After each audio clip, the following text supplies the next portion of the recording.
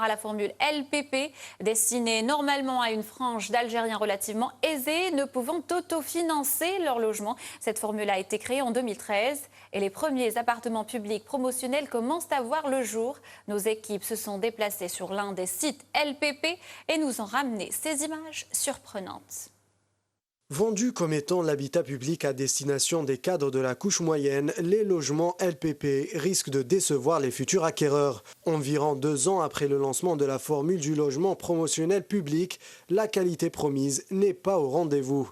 Nous avons pu pénétrer à l'intérieur de quelques immeubles prévus pour la formule LPP et notre surprise fut grande.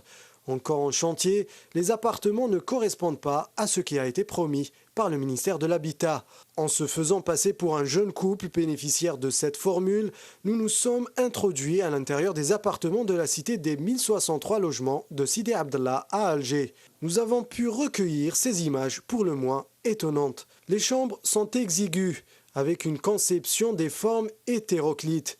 Dans les autres pièces du logement, le constat n'est pas moins reluisant. Du côté de la cuisine ou encore de la salle de bain, les malfaçons sont encore plus visibles. Les éléments qui composent ces 2 pièces maîtresses du futur appartement sont posés un peu n'importe comment.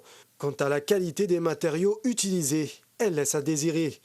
À rappeler que les logements de la formule LPP sont estimés entre 6 à 10 millions de dinars, destinés essentiellement pour les Algériens dont le revenu mensuel dépasse les 100 000 dinars. Mais ce n'était là qu'un échantillon qui n'est peut-être pas représentatif de l'ensemble du programme LPP. Reste à savoir ce qui justifie le prix élevé des logements que nous avons visités. Économie, le ministre de l'Industrie